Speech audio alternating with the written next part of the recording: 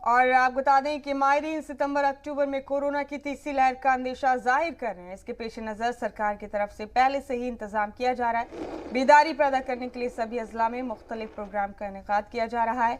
गांदरबल में मुनक्किद एक प्रोग्राम के दौरान माहिरीन ने कहा कि क़ुव्वत मुदाफ़ियत बढ़ाने के लिए सेहतमंद और मुअद्दिल खुराक सबसे कारगर और मौसर जरिया है। माहिरीन ने लोगों से कोरोना के महफूज रहने के लिए प्रोटीन, कार्बोहाइड्रेट और विटामिन सी के ज़्यादा इस्तेमाल करने की तरगीब दी। इसी तरह पानी का कसरत से इस्तेमाल और ऑयली, शुगर और सॉल्ट के ज़्यादा इस्तेमाल से परहेज करने की सलाह दी। इस मौके पर डीसी के ज्योत्सना ने बताया कि जिले में 18 से 44 साल के दरमियानी उम्र के 64% लोगों को कोविड मुखालिफ टीका दिया जा चुका है। डीसी के मुताबिक गुज़िश्ता हफ्ते के बनिस्बत रवा हफ्ते के दौरान नए मामलात में इजाफा तशवीशनाक है।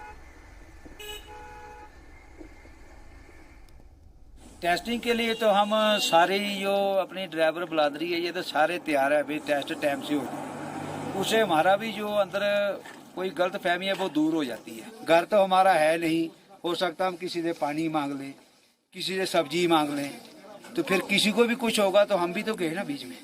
हमारे घरों में अक्सर ये चीज़ें रहती हैं, जैसे दालचीनी रही, अदरक रहा और जितनी सारी ग्रीन वेजिटेबल्स हम इस्तेमाल कर सकते हैं, ये इसके लिए बहुत अच्छी है। और सबसे बड़ी बात, सबसे जो अहम चीज़ है, अगर हम सुबह उठ के एक एक्सरसाइज का एक रूटीन बना लें, एक प्रॉपर एक एक्सरसाइज रूटीन बना लें, उसके बाद फ्रेश एयर में जाए, क्योंकि वो चीज़ इंसान के लिए उसमें इम्यूनिटी डेवलप करेगी और उसमें इस डिजीज से लड़ने के लिए ज़्यादा पावर, मतलब एकदम कुव्वत मुदाफ़त बढ़ जाएगी।